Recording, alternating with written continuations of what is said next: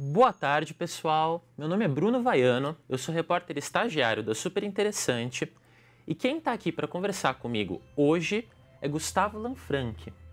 Gustavo é astrônomo e ele é coordenador do mestrado em Astrofísica e Física Computacional da Universidade Cruzeiro do Sul.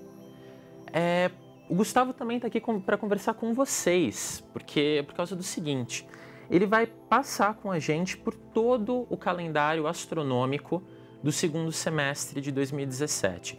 Em outras palavras, o que o Gustavo vai explicar para a gente é quais eventos que vocês vão poder observar no céu, ou não, dependendo de onde vocês estiverem, ao longo dos últimos 6 meses do ano.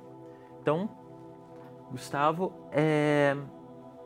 primeira coisa que eu queria te perguntar, na verdade não era nem qual é o primeiro evento astronômico relevante do segundo semestre, mas o que está acontecendo agora nos céus que os nossos leitores podem observar? Boa tarde, Bruno.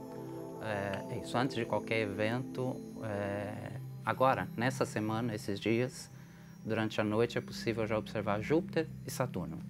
E a olho nu, simplesmente olhando para o céu, a gente consegue ver os dois planetas. Júpiter um pouco mais cedo, no início da noite já dá para ver ele mais ou menos alto no céu.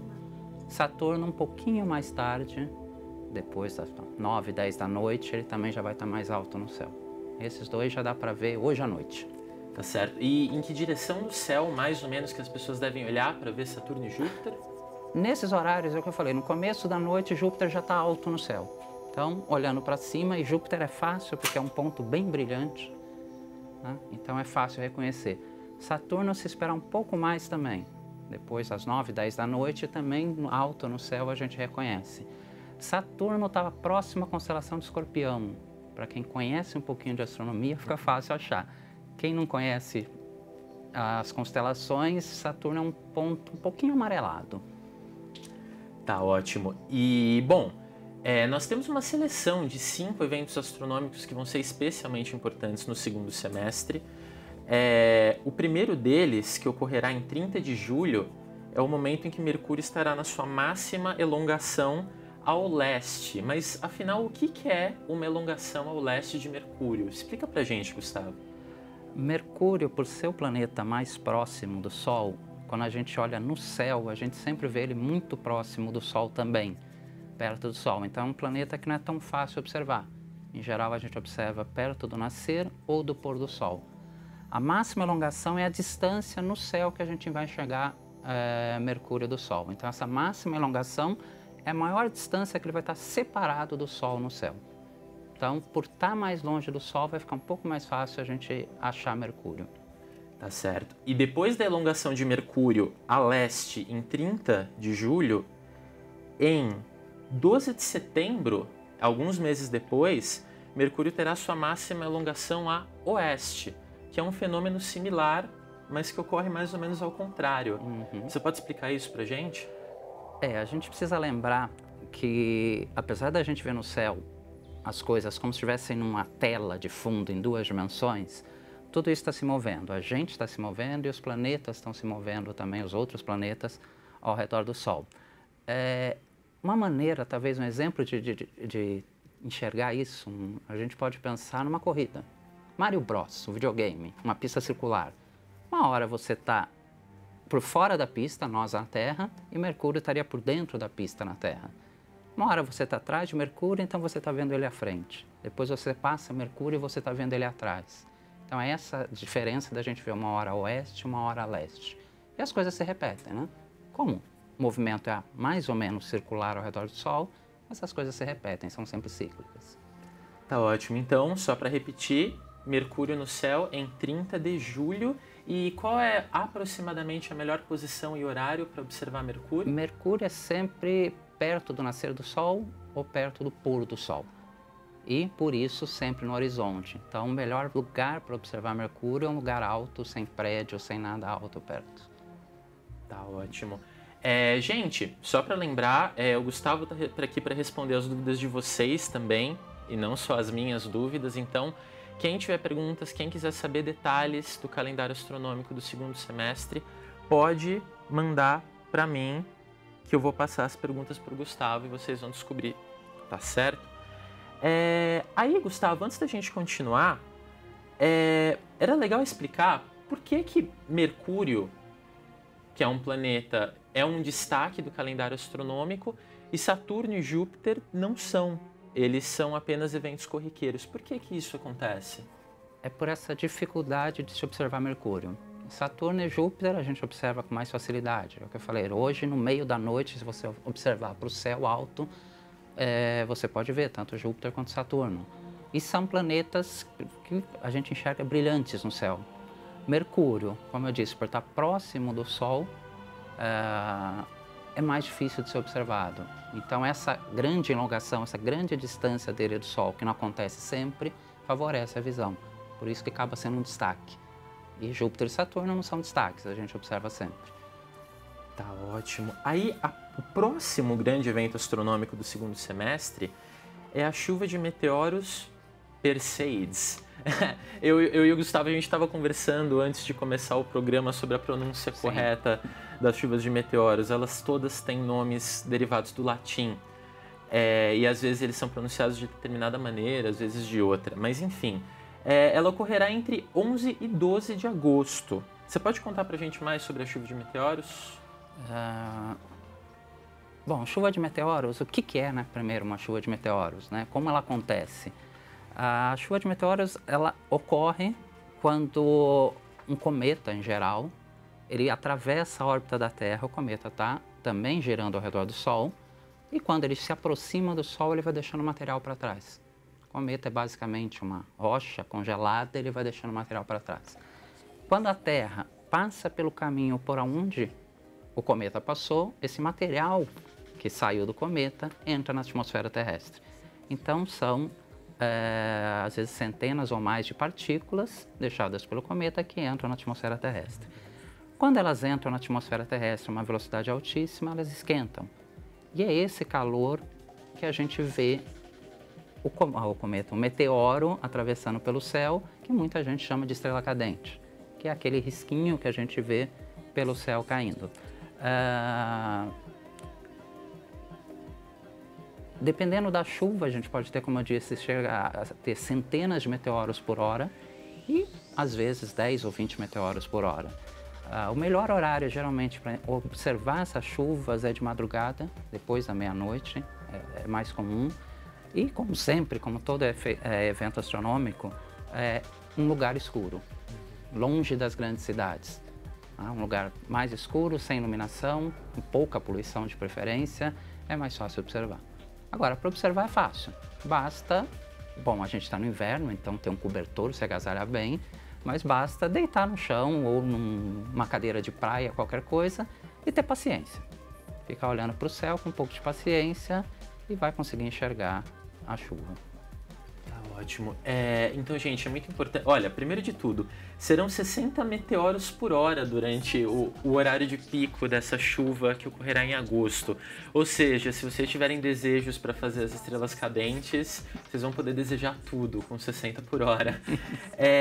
E aí, bom, sempre lembrar também decepções, como o Gustavo disse. Em grandes cidades em que tem muita poluição, é difícil observar eventos astronômicos. E falando nisso, o Guilherme Harrison, ele está perguntando aqui qual o telescópio mais barato que ele pode comprar para observar corpos como Júpiter e suas luas. Se é que ele deve comprar um telescópio, se não, que equipamento que ele deve comprar? Precisa de um telescópio? Você pode passar um pouco por isso? Para observar Júpiter, simplesmente basta olhar e a gente vê o pontinho branco. Agora ele falou Júpiter e as luas de Júpiter, né? Para observar as luas precisaria de um telescópio. Agora, qual o mais barato é difícil falar, né? Eu não sei, aí fica complicado. Mas um telescópio pequeno já é possível, sim, enxergar as luas de Júpiter. Tá ótimo. E bom, ainda teremos outras chuvas de meteoros, caso vocês percam a de agosto, mas, bom, aí tem Mercúrio na máxima elongação a oeste em 12 de setembro, e depois, em 13 de novembro, tem a conjunção de Vênus e Júpiter. Antes da gente entrar na conjunção de Vênus e Júpiter em novembro, tem outro leitor aqui, o Peterson Ribeiro, falando que hoje haveria uma conjunção entre Saturno e a Lua. Isso confere, Gustavo? Eu não tenho certeza se tem isso, mas pode ser, é provável. Semana passada Júpiter estava muito próximo da Lua e não sei, eu precisaria olhar, realmente, talvez tenha. E quanto à conjunção que nós temos certeza que ocorrerá em 13 de novembro entre Vênus e Júpiter? Só para a conjunção é isso, é quando a gente observa os dois astros muito próximos no céu. Por isso que eu falei, Júpiter estava próximo à Lua, é uma coisa até comum e mais bonita de se ver. E essa vai ser com esses dois planetas, Vênus e Júpiter, né? Os dois vão estar muito próximos no céu, na verdade eles vão estar quase juntos no céu. O problema desse evento em particular é que não vai ser tão fácil observar. Eles vão estar também ao mesmo tempo próximos do Sol no céu. Então a luz do Sol vai atrapalhar um pouquinho. Mas, se não me engano, é no começo da manhã. Para quem acorda cedo, vale a pena dar uma olhadinha em direção ao horizonte leste para ver, porque é bonito. Ótimo. E só para esclarecer, outra coisa que a gente já tinha conversado, muitos leitores, quando veem conjunção entre planetas e veem eles tão próximos no céu, pensam que, na verdade, Vênus e Júpiter estão prestes a se chocar em pleno voo. E tem milhões de quilômetros de distância entre eles. Então, por que eles parecem tão próximos do nosso ponto de vista? De novo, lembrando isso, né? A gente está enxergando o céu como uma tela em duas dimensões. Então, eles aparecem próximos um do outro para a gente, mas ele é isso, de profundidade, né? A distância é enorme. E outra vez, parece próximo porque está todo mundo girando ao redor do Sol. Então, às vezes, a gente olha e um está passando por trás do outro, um está passando na frente do outro, e naquele instante a gente vê e eles parecem bem próximos no céu. Ótimo. E outra pergunta importante, muitos leigos têm alguma dificuldade em diferenciar um planeta de uma estrela no céu, porque pelo mesmo motivo de que a profundidade é cancelada, quando a gente observa, não dá para ver a diferença de tamanho entre eles. Então, como que a gente identifica um planeta do sistema solar no meio de tantas estrelas? Em geral é aquilo, as estrelas elas cintilam, né? Elas têm um brilho, o brilho delas muda um pouquinho. Você olha, parece que aquela coisa da estrela que pisca, né? A estrela parece que está cintilando um pouquinho, o planeta não. E alguma mudança de cor, talvez? Cor também, mas as estrelas também, por exemplo, eu falei de Saturno, né? Saturno a gente vê amarelado no céu. E ele está perto de Antares, que é uma estrela que a gente vê um pouquinho avermelhada. Então, a cor por si só não adianta muito.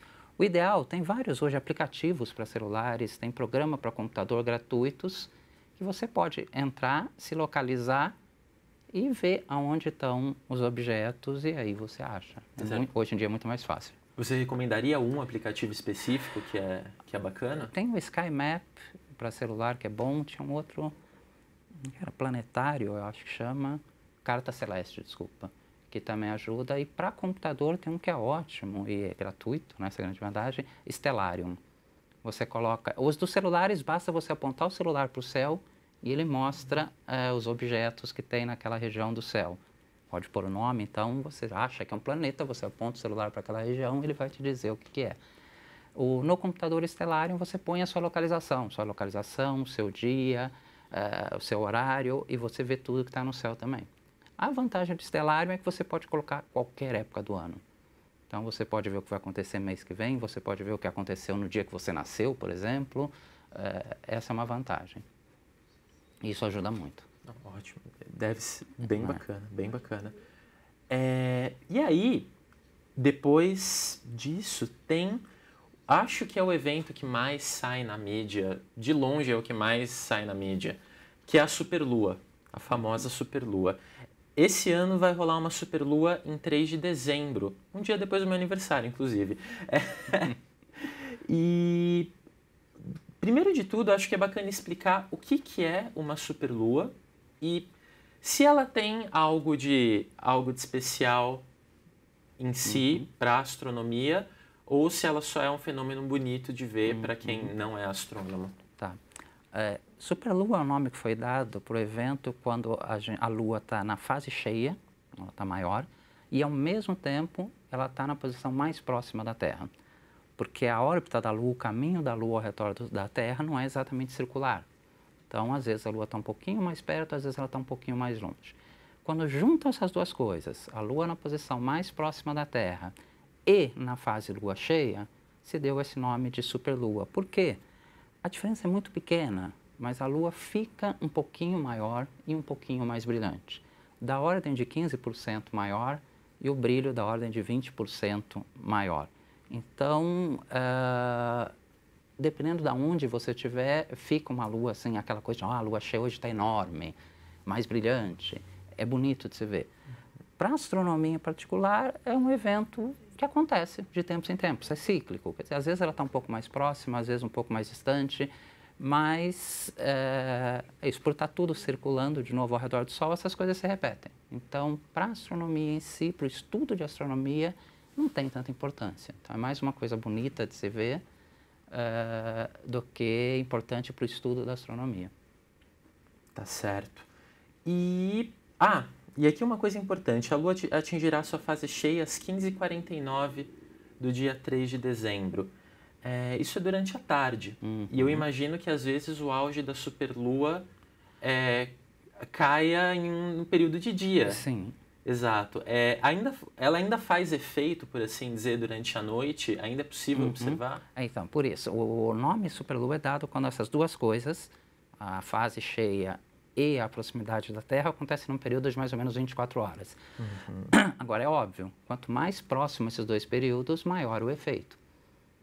Acho que foi o ano passado, se não me engano, que a diferença foi de menos de 4 horas entre a fase cheia e a posição mais próxima da Terra. Por isso que a gente fala, pode chegar a 15%, 20% maior ou mais brilhante. Depende, sim, do quão próximo esses dois eventos são.